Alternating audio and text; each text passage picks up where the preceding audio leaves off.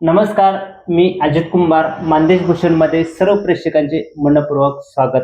महाराष्ट्र राज्य मार्ग परिवहन महामंडळाचा 78वा वर्धापन दिन यावर्षी साजरा होत आहे.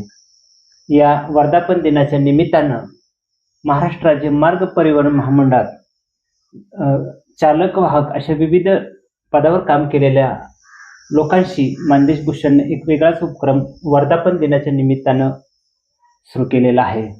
त्या उपक्रमाचा पहिलाच भाग म्हणून आज आपण सातारा जिल्ह्यातील मान तालुक्यातील मलवडी या ठिकाणी आलेलो आहोत.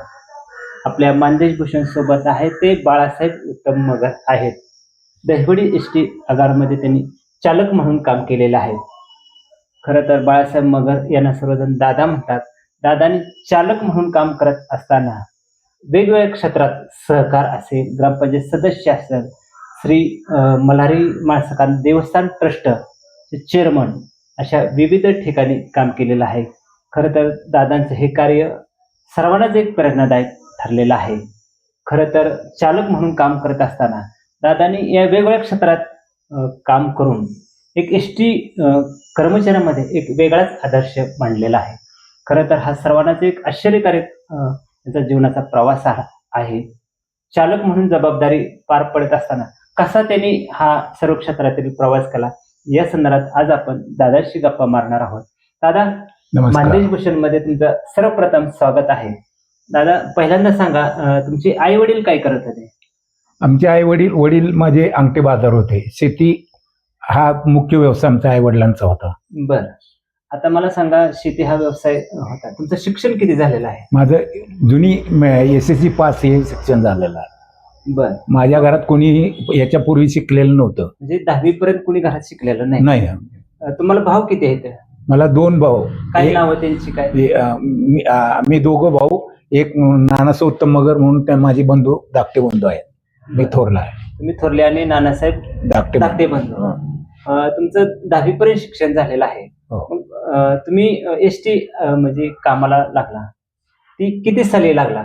मी कुठं सुरुवात झाली तुमच्या कामात? मी 1985 साली कल्याण आगारमध्ये ठाणे डिव्हिजन मध्ये भरती झालो आणि त्या ठिकाणी मी आगाराला चालक म्हणून पदावर कार्यरत सुरुवात झाली. बरं, किती वर्ष तिथं तुम्ही काम केलं? मी जवळजवळ 1985 ते 2000 पर्यंत कल्याण आगारामध्ये चालक म्हणून काम केलं. आणि त्यानंतर 2000 ला मी सातारा डिव्हिजनला माझी बदली करून घेतली आणि सातारा डिव्हिजन मधनं 2002 ला मी फलटण आगारामध्ये आलो आणि त्याच्यानंतर फलटण आगारानंतर 2003 ला दहिवडी आगारात मी कार्यरत राहिलो. दादा, खरं तर हे तुम्ही सर्व म्हणजे ठाण्यापासून तुमचा एसटी मध्ये चालक म्हणून प्रवास सुरू झाला, फलटण मार्गे साताऱ्याकडे आला. खरं तर हा प्रवास करत असताना असं का मनात आलं की आता आपण मल्हारी माळसकांत आपल्या गावचं देवस्थान आहे आणि या देवस्थानमध्ये मी भाविक म्हणून, गावचं ग्रामस्थ म्हणून सहभागी झाला, पण ट्रस्टीकडे कसं वळाला? म्हणजे एक एसटीची जबाबदारी, एक कुटुंबाची जबाबदारी दुहेरी पार पडत असताना तुम्ही ट्रस्टीकडे वळाला आणि विश्वस्त होऊन जबाबदारी पार पडल्या. कसा मनातला हा प्रवास तुमचा सुरू झाला? आमचं कुलदैवत खंडोबा देवस्थान आहे.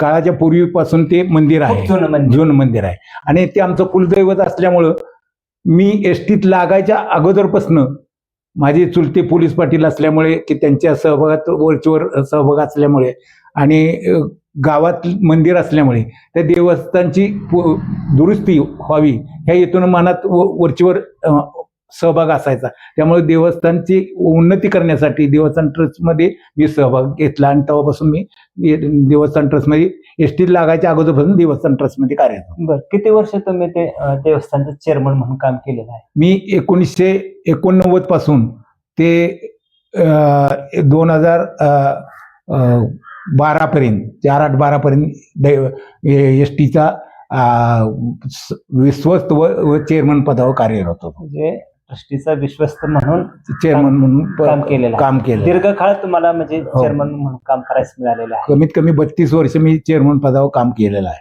32 वर्षाची तुमची चेअरमन पदाची कारकीर्द पूर्ण झाली. इकडे एसटीची जबाबदारी, इकडे कुटुंबाची जबाबदारी, तिकडे विश्वस्त आहे. आज मला ते 2-3 वर्ष झालं क वर्गातनं ब वर्गात आपलं देवस्थान आलेलं आहे. खरं तर तुम्ही सर्वांच्या सहकार्यातून हे देवस्थान आणलेलं आहे. दादा, तुमच्यासाठी अजून एक प्रश्न आहे की खरं तर एसटीचं टाइम टेबल असतं, वेळ महत्वाची असते आणि ही वेळ पाळत सुद्धा तुम्ही तुमच्या जीवनातल्या प्रत्येक गोष्टीवर काम केलेलं आहे. ग्रामपंचायतीकडे कसं जाण्याचा योग आला सदस्य म्हणून? आता कसं आहे, कुठल्याही क्षेत्रात म्हणजे म्हणजे राजकीय वारसा तुम्हाला होता का? म्हणजे वडील? माझे वडील पण माझे वडील ग्रामपंचायत सदस्य होते. त्याच्यानंतर मला बी वाटलं आपण बी यात थोडंसं गावासाठी म्हणून सहभाग करावा, म्हणून मी राजकीय क्षेत्रात त्यात ग्रामपंचायत सदस्य म्हणून कार्यरत राहिला. दादा, अजून एक सांगा की खरं तर तुम्ही देवस्थानचा चेअरमन, इकडे ग्रामपंचायत सदस्य म्हणून काम करत असाल, सहकार क्षेत्रातही पाऊल ठेवलेलं आहे. म्हणजे मल्हारी माळसकांत पतसंस्थेचं तुम्ही एक जबाबदारी पार पाडलेली आहे, चेअरमन म्हणून काम केलेलं आहे. कसं त्या क्षेत्रातला अनुभव आला तुम्हाला? म्हणजे कसं वळावं? मल्हारी माळसकांत पतसंस्था ही विलास दामोदर जोशी यांनी आमचे विश्वस्त सहकारी यांनी काढलेली होती. पण मी त्या संस्थेचा सभासदही नव्हतो आणि काही नव्हतो.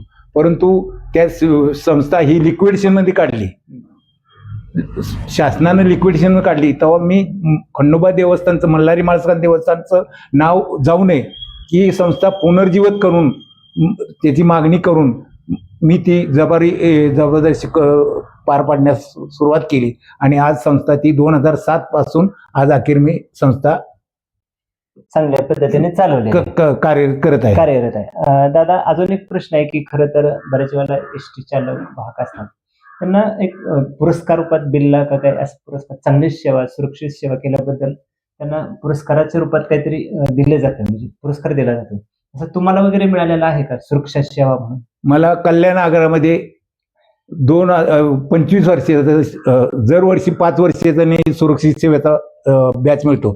असे मला 2005, 2010 आणि 2015 असे प्रत्येक 5 वर्ष 2025 पर्यंत म्हणजे मला सुरक्षित 25 वर्षाचा सुरक्षित बॅच मला मिळाला. म्हणजे तो एक फार मोठा कर्मचाऱ्याच्या दृष्टीने पुरस्कार असतो, कारण विना अपघात सेवा केल्याबद्दल हा तुम्हाला असतो. आणि हे तुम्हाला सुद्धा म्हणजे एक पुरस्काराच्या रूपात ते मिळालेले आहे, एक चांगली सेवा केल्याबद्दल.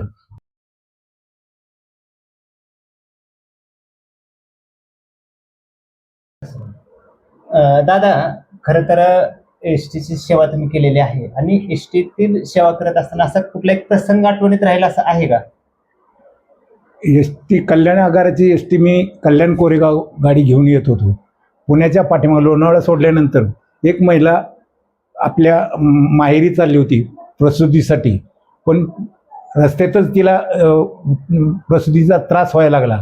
आणि मग कंडक्टरनं मला ती सांगितलं अशी वस्तू तिथे आहे, आपल्याला नजीकचा दवाखान्यात कुठेतरी जावं लागेल.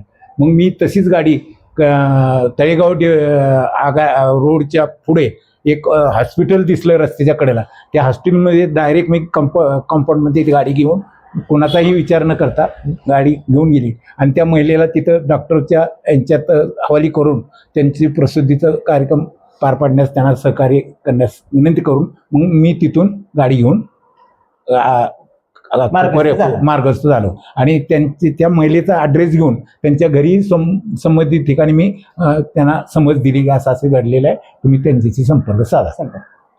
दादा, खरं तर अजून एक तुम्हाला प्रश्न विचारतो की आता जे एसटी मध्ये चालक म्हणून काम करत आहेत, वाहक म्हणून काम करत आहेत, तर यांना तुम्ही काय सांगता? म्हणजे आता तुम्ही सेवानिवृत्त झालेला आहात, काही तुम्ही पण काही नियम पाळत पुढे आलेला आहात आणि वेगळ्या क्षेत्रात काम केलेलं आहात, काय या लोकांना सांगताल तुम्ही? एसटी ही आपल्याला, आपण त्याच्यात जीव एसटीच्या जीव आपल्याला पगार मिळतो आणि त्यातून आपली प्रापंचिक उन्नती होत असते. तरी एसटीचं काम करत असताना चालक वाहकांनी आपलं उत्पन्न कसं वाढेल याच्याकडे लक्ष दिलं पाहिजे. आणि एखाद्या प्रवाशाला काय अडचण येईल त्याला उलटी मदत केली पाहिजे.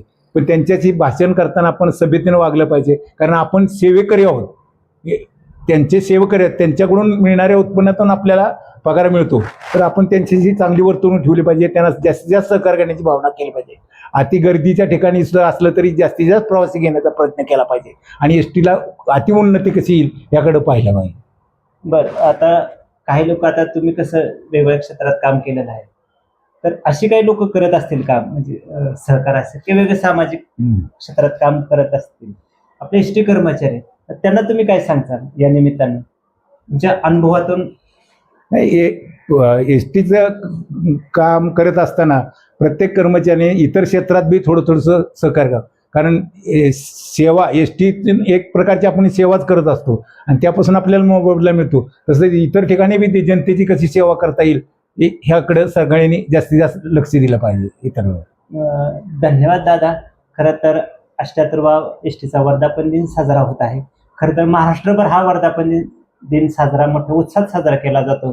खरं तर या वर्धापन दिनाच्या निमित्तानं एस टी कर्मचाऱ्यांमध्ये एक चैतन्य निर्माण होत असते आणि खरं तर एक ऊर्जा निर्माण होत असते. आज मानदेश भूषणनं सेवानिवृत्त झालेले बाळासाहेब मगर दादा यांच्याशी आज सुसंवाद साधलेला आहे. एस टी कर्मचारी म्हणून काम करत असताना त्यांनी वेगवेगळ्या क्षेत्रात काम केलेलं आहे. सर्वांनाच हे काम प्रेरणादायक ठरलेलं आहे.